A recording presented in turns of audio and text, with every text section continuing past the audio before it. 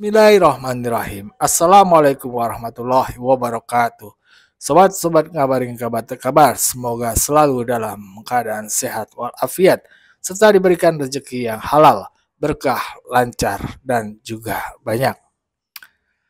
Ada pertanyaan menarik atau pendapat Karni Ilyas kepada Ade Armando. Bang Karni ini menilai bahwasannya Ade Armando ini layak masuk dalam kabinet Prabowo. Alasannya beliau ini politisi dan juga akademisi. Apa jawaban Ade Armando? Nanti kita lihat di videonya.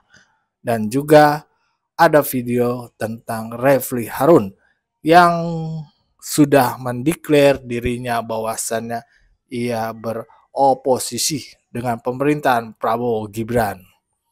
Luar biasa Bang Refli. Mantap, tapi jangan nyinyir ya. Tapi sepertinya juga nggak bakal nyinyir lah ke Prabowo. Paling ya ke Pak Jokowi. Dia bahkan Refli ini langsung mengkritisi pemerintahan atau kebijakan Prabowo terkait Mayor Teddy. Apa itu? Ya, mari simak videonya. Let's go.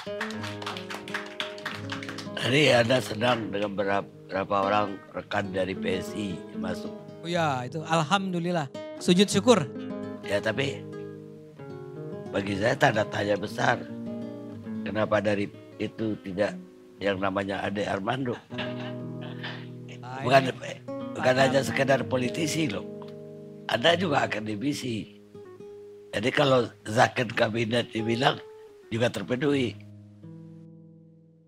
Ini penonton harap, ini pertanyaan yang luar biasa berat dari Pak Karni. Saya memilih, saya nggak bisa jawab kenapa saya tidak masuk kabinet. Tapi saya memilih menjadi warga negara yang akan terus ngapain ya? Memperjuangkan Indonesia yang lebih baik. Ya, apakah di luar, di dalam pemerintahan, saya nggak punya masalah. Pak Prabowo saya nggak punya masalah loh, nggak diajak, nggak apa-apa. Ini Pak Karni aja nih. Bukan, kita melihat dari komunikasi politik itu figur yang kuat itu Anda gitu. Kok nggak masuk? Kayak itu persoalannya. Padahal partainya udah PSI. Artinya partainya Kaisang ketua umumnya. Harusnya nggak ada halangan. Di mana nyangkutnya bola itu? Kan itu pertanyaan. Baiklah kalau nggak bisa dijawab. Oke, ada jawabannya saya satu. Karena sudah ada Muti Hafid. Nah, ya bukan PSI loh. Ya nggak apa-apa kan, nggak apa-apa. Salam. Sebelum jawaban itu sudah pernah kita bahas tuh Bang Karni. Kenapa Bang Ade Armando tidak diajak? Karena Bang Ade Armando ini akademisi, bukan influencer. Yang berikutnya adalah soal demokrasi, Bapak-bapak sekalian.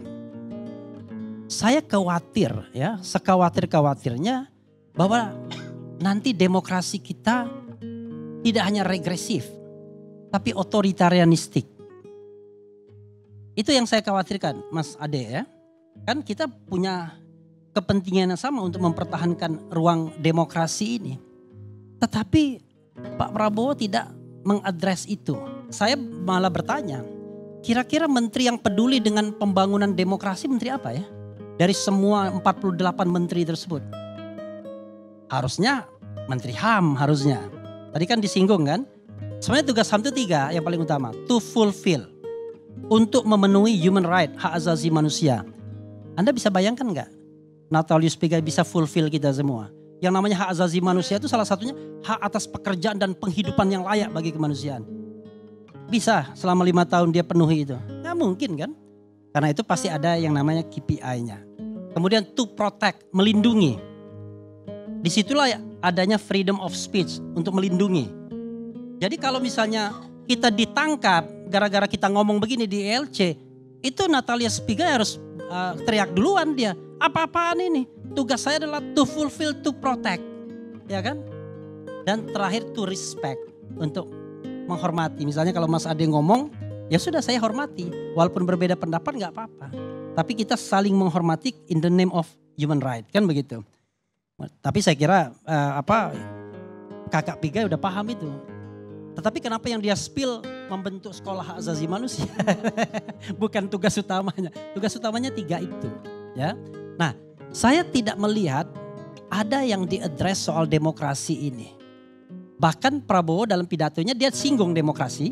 IKN dia tidak singgung. Yaitu demokrasi yang adat ketimuran katanya. Demokrasi yang tidak pakai caci maki. Sesuai dengan budaya. Saya nggak paham ya. Saya khawatir kalau kita mengkritik directly seperti ini dianggap tidak sesuai dengan adat ketimuran. Jangan-jangan harus pakai pantun mengkritiknya. Makanya saya punya lagu kan. Nah, tadi ada lagu kan. Ini ada lagu juga saya. Mari kita berpantun agar terasa santun. Walau pedas dikritik tapi terasa digelitik. Ada.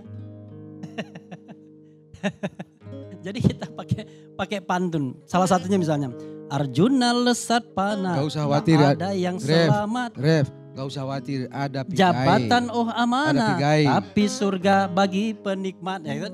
Nah, karena itu menurut saya demokrasi ini penting sekali, terutama untuk orang yang sudah mengambil sikap beroposisi seperti saya. Kan saya sudah ngambil sikap, final bagi saya. Saya sudah mengatakan saya tidak akan tergoda dengan jabatan apapun selama 5 tahun pemerintahan Prabowo Subianto. Jadi kalau Anda mau ngasih saya menteri, wakil menteri, direktur, komisaris, enggak akan saya terima. Enggak, artinya saya declare duluan dong. Iya kan? Saya kira kan saya tidak lebih buruk lah dengan yang diangkat-angkat ya kan. Kalau kita mau ya kan apple to apple, right? Ya kan? Tetapi kan saya sudah mengatakan saya tidak mau.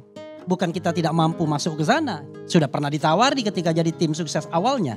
Tapi kan saya tidak mau. Itu persoalannya. Nah, karena itu kenapa? Karena saya memiliki kesadaran harus ada orang yang berada di garis demarkasi untuk pegang flag human right ini. Terutama freedom of speech.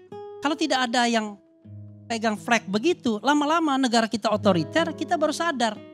Bang Karni bilang, oh iya ya ILC jangankan dalam format televisi, dalam format YouTube aja nggak bisa. Jangan-jangan. Saya tidak nakut-nakuti. Kenapa? Karena saya mendengar selentingan seperti itu, nanti akan ada sebuah badan, bukan sebuah badan, apalah ya. Ada sebuah teknologi yang akan bisa meredam itu semua. Jadi kalau ada suara-suara kritis dari masyarakat, RH Channel dan lain sebagainya, bisa diredam. Algoritmanya ditenggelamkan. Kan bahaya sekali, coba bayangkan. Nanti yang tadi Mutia Hafid yang tadi diagung-agungkan sebagai orang yang kompeten, lupa dia kalau dia seorang jurnalis. Yang dia ingat adalah dia pejabat yang diperintahkan untuk menekan algoritma Refli Harun Channel. Menekan algoritma ILC biar tidak ditonton orang. Bahaya demokrasi kita kalau begitu. Nah itu yang kemudian saya harus kasih catatan keras-keras di awal. Belum lagi nanti kelakuan-kelakuan orang yang suka ngadu-ngadu. Ya kan? Ditunggu kapan terplesetnya Refli ini ya kan. Yang kira-kira ada bisa didelikkan, dikriminalkan. Ada pasukan-pasukan begitu kan. Nah ini yang kemudian menjadi tidak sehat dalam demokrasi kita. Bang Ade, saya tidak ingin jabatan. Pendapatan pun saya tidak pikir dari negara. Masa orang kayak saya dianggap berbahaya? Ya kan, mau dikriminalkan misalnya. Nah, cara berpikir yang demikian. Padahal orang-orang itulah yang kemudian bisa merusak negara. Karena dia berselingkuh dengan negara, menggunakan power negara untuk bisnis. Tapi di depan protect the president. Itu yang paling bahayanya kan begitu. Ujung-ujungnya. Makanya saya senang Prabowo bilang, demokrasi yang tidak munafik. Maksudnya begini, saya paham. Jangan Anda mukul saya, ngeritik saya. Di belakang Anda negosiasi. Anda bisnis, kontrak tambang. Kan begitu. Kalau saya kan clear, bisnis kagak ada. Jadi bisa dicek. Saya mengkritik hanya in the name of mengkritik. Tidak karena pengen jabatan, tidak karena ada bisnis di belakang layar dan lain sebagainya. Karena ini ada kesadaran warga negara yang harus kita jaga. Oke, tuh. Karena banyak sekali catatan saya. Oke, ada beberapa hal yang saya kemudian harus lihat ya. Sumpah Presiden itu untuk menjalankan undang-undang dan segala peraturan seluruh-seluruhnya menurut Undang-Undang Dasar.